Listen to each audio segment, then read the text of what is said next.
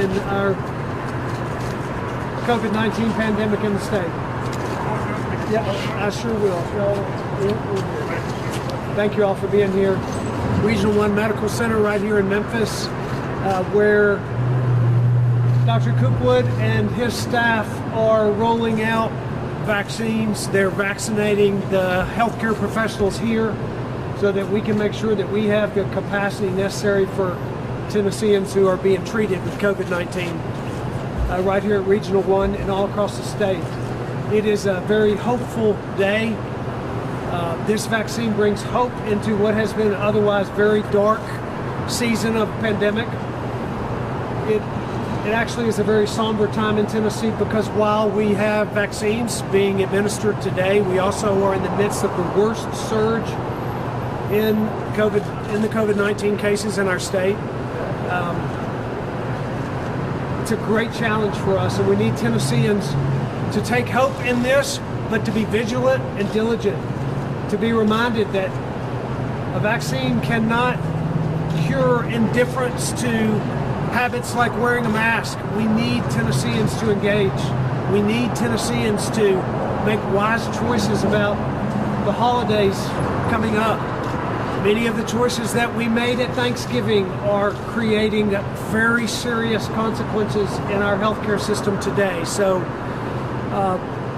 we are asking Tennesseans to listen to the message loud and clear that your personal decision making over the next several weeks is incredibly important.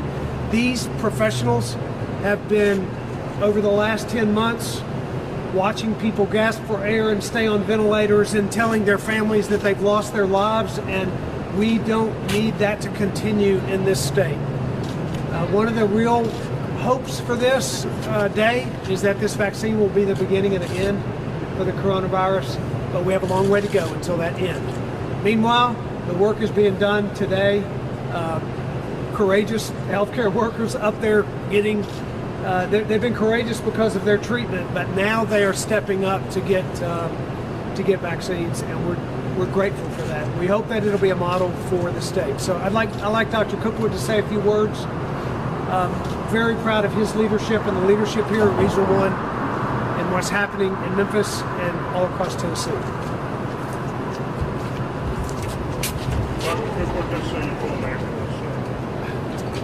Dr. Reginald Cookwood. Thank you, Governor Lee, for coming to witness what I think is one of the most exciting things to happen to all of us in such a long time. 2020 has been a difficult year for so many. And we at Regional 1 Health, as well as the other health systems in Memphis, have been burdened with taking care of individuals in our community who are suffering from the coronavirus and the effects. And we know that the illness and the death that's associated with it. So today marks for Tennessee, across the state, marks the first day where we're finally have something more than wearing a mask and socially distance. We now have the vaccine. And we're excited that we are taking the time to vaccinate our healthcare workers who are in the midst of fighting for our patients in our COVID units who are taking care. And so we're starting today and later on today and then tomorrow and through the weekend, our intention is to put a vaccine in every willing arm that will take it, that's eligible for it in this first tranche. And once we're finished with the first tranche, then we'll move to the next one and the next one until we get everyone not only vaccinated here at Regional 1 Health or the healthcare institutions, but the nursing homes and ultimately our community so that we can finally say bye to coronavirus. I'd like to acknowledge some of our physician leaders, Dr. Thacker, Dr. Smart, and Macy Wade, who is one of our nurse leaders, and Susan Cooper, who has led us through this whole pandemic over the last almost 8 to 9 months in helping us prepare for this day. And hopefully we can meet again next Christmas, spend time with our family as normal. But again, this Christmas, let's all pause and keep it small and keep it brief and to do all the necessary precautions. Dr. Thacker.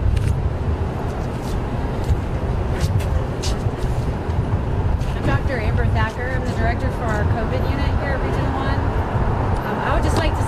this has been a historic year, and this week is an even more remarkable historic moment. It's our first chance at a little bit of hope of ending this pandemic. This pandemic is we are bracing ourselves to surpass the pandemic of a century ago, and it become the worst pandemic in modern history. No amount of tech, we have so much technology now, and that is not enough. Ventilators are not enough. All of the medications we have are barely making a dent in this. I have had so many conversations with family, passing people's last message to their family before we put them on a ventilator, and almost all of the patients on ventilators, the vast majority, do not do well. So I would beg everyone to just trust us, and the risk of this vaccine is very small. The risk of COVID is very real, and I would love nothing more than to never have another conversation like that with a patient. So I hope that we all take advantage of this. I can't wait until it's available for my own family and for all of the families of these patients. Dr. Smart is also here. She's with our emergency room. Yes, I'm Dr. Shante Smart, and I'm an emergency medicine physician. And I just want to reiterate what Dr. Thacker said. This has been a historic year. We have, without having family at their bedsides, the way patients suffer because we had to isolate. And to me, I've been practicing medicine for some number of years, 20 plus years, and to have to tell a family by phone that they've lost their loved one has been very difficult. So I urge everyone, even though I was one of the first people to get a vaccine today, please wear your mask, please continue to social distance, because just because you got the vaccine does not mean that the coronavirus is gone, that we've eradicated it. It helps, but please remain diligent with your social distancing and wearing your mask, and urge all your family and friends to do the same. So by next year, we can all see our grandparents again and, have a bigger and better Christmas. Thank you. Thank you all very much. Thank you for the role that you play on behalf of all Tennesseans. We're grateful for helping you. Done some tremendous work this year to fight this, and we know that you'll continue to do it. So thank you. Happy to answer your questions. Governor, you talked about the steroid creating a one of the worst drugs in the country. Yet you have critics who say you haven't mandated wearing masks, but you cutting back on COVID testing, and you held back on the vaccine for a few days for a stockpile, which I've been told nobody in this country has a stockpile right now. Yeah, so we actually had a very clear plan for this distribution of this vaccine. It's a vaccine that when transported, has great risk. We thought it was important to have one component, one piece of that vaccine held. Should there be a case broken, or should there be some waste? We want to eliminate waste, and that's why we developed the plan that we did. And actually, we're really grateful that it worked out that way, because as of today, we're allowed to get an additional dose out of each vial. Had we started a couple of days ago, we would have wasted those additional doses. The plan is good. It's happening today. We're very hopeful for what's going forward. With regard, you asked me about masks. Let me just say this. Every Tennessean ought to wear a mask. Masks work. Masks are effective. We can argue about the strategies for how to get most Tennesseans to wear masks, but what's most important is that from the governor on down, we need people to understand that now is the time to make personal sacrifices for our neighbors. If you've never worn a mask, now is the time to take a personal sacrifice and do that. Wear a mask in honor of someone who's lost their lives. There's 5,000 Tennesseans that have lost their lives in this state as a result of this virus. We do need to engage, and we are doing so. Let me just say, you asked about what we are doing. The state has a very regimented response to COVID-19. You talked about testing. We in fact are committed to expanding testing. So just this last week, we announced that we will now be providing self-swab testing in our health departments, in addition to providing vaccinations of the Moderna vaccine in the weeks ahead. We have a strong commitment to testing and have from the very beginning of this pandemic. We want to continue that commitment. Funding for hospitals like you're seeing here, or staffing funding. COVID-specific nursing homes that offload patients from hospitals into those facilities. Utilizing the National Guard medics across the state. Engaging FEMA for additional support and resources. There are a number of things that we're doing. People are working very hard to provide the care necessary for Tennesseans. They're doing it right here at Regional 1. We're grateful. Here we go. Down here. Question. Governor, we've had over 1,000 new cases here in Shelby County. You gave some examples. Can you speak about what in West Tennessee or in Memphis resources might be coming this way to help combat this virus? I did speak to a little bit of that. So we are providing, from the state level, we're providing funding and additional resources, capacity through COVID-specific nursing homes, resources from the National Guard and federal troops, wherever that occurs. These are medics, wherever that's needed most. So there are a number of things that we are doing in partnership with the regional healthcare providers here. But let me take the opportunity to say, the thing that is most powerful is what the individual decisions of Tennesseans make, the individual decisions that Tennesseans make over the coming days. We saw what decisions around Thanksgiving have done to our state with regard to the rise in case counts. This vaccine is very hopeful, but as I said, no vaccine will solve an indifference to a pandemic, a resistance to wear a mask. A vaccine won't solve a foolish decision to have gatherings that are not safe. At the end of the day, the real change that will come to West Tennessee with regard to COVID will be a change in behavior of Tennesseans. So we implore folks from one end of the state to the other.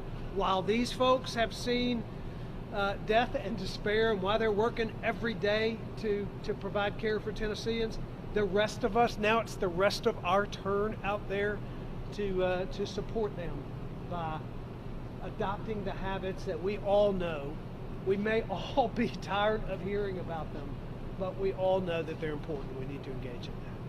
Question here. All right, you talked a lot about, like, we're having a lot of issues with staffing right now. Yep. So you talked about having funding for staffing, but do you plan on bringing more people from the state to help with the staffing? And is there any update on the old commercial appeal building, which would act as a overflow hospital? Yeah.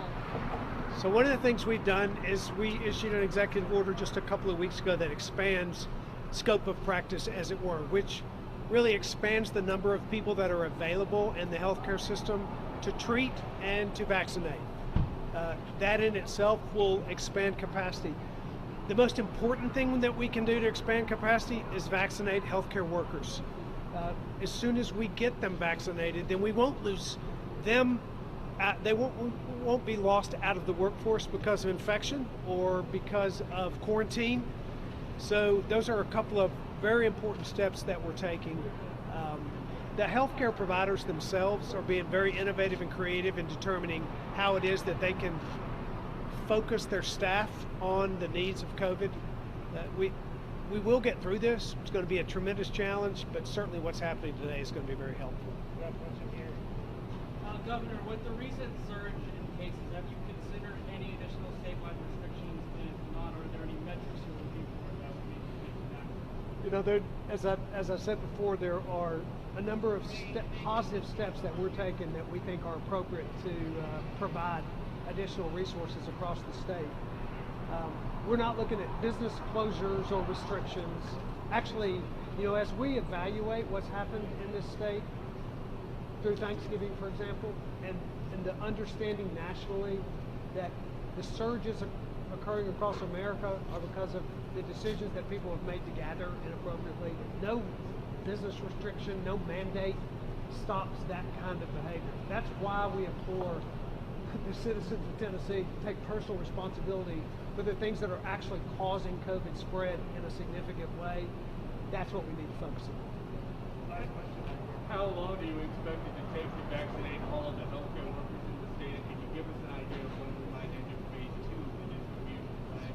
Start getting the vaccines. Well, I wish I had the Department of Health officials here to answer that question, but I will say this. We don't know how long it will take because we don't know what the rate at which the federal government will provide vaccine to us. We don't know what that rate will be. We have been promised that the second dose of Moderna and Pfizer vaccines will be following within the 3-week period of time that they have to be delivered. We understand that there's a desire to have weekly shipments of vaccine here, but we have not been given notification about what those vaccine amounts are. And until we have some idea of how much vaccine is coming and what the dates it'll be coming, it's very difficult to, well, it's actually impossible to say how long it will take to get people vaccinated. That's all the time we have. The rest will be made available, but that's the time. Thank you all. Thank you. Thank you very much. Appreciate it. Dr. Cooperwood, could you tell us how many doses there are currently at Regional 1 and how many employees plan on being vaccinated today and over the next few days? Whoever would know. So I will introduce you to Ms. Susan Cooper. She and Dr. Croce, our Chief Medical Officer, have been really managing our whole COVID response, and we can give the general answers to your questions. Thank you, Dr. Cooper. Susan Cooper. We have received 1,950 doses, so that's 2 containers full. And we are making the vaccine not mandatory. It's a voluntary process. We have about 50% of our employees who have responded favorably on our first survey for taking the vaccine, and we've had a number of additional responses asking to change their response from no to yes. And I would say that we're so pleased because during our vaccination efforts today, just with our soft launch, we had an extraordinary number of employees line up. They wanted to be first. These were people that were both doctors, nurses, respiratory therapists, environmental service workers who see the damage that COVID does every single day to our community. And so, as Dr. Cookwood said, we are going to find an arm to put every dose of this vaccine into willingly, and that's the one step we can take to lead us to better times. So how many vaccinated today? It was a soft launch. We expected to do just 100 folks today. That way we can make sure that the process we have in place works flawlessly. We have 100 people in line waiting. In fact, about half of them, I'm thinking, probably have already been vaccinated. And we anticipate that tomorrow morning at 6 o'clock, we'll start bright and early for the first of many sessions over the coming days. Will it be done in 100 doses? I guess 100 new increments, or that's just for today? No, that was just for today for our soft launch. You know, with every well-designed process, you find that you have not always thought of everything that you might need to have done. But what we observed today, it was the process worked well. There were not long waits. People had their consent forms and their EUAs in hand. They were ready, willing, and able, and we anticipate tomorrow we will continue to vaccinate through the day and get our doses out there. So that's 1,950 doses. Is that enough to cover all of your employees if they ultimately decide to take it?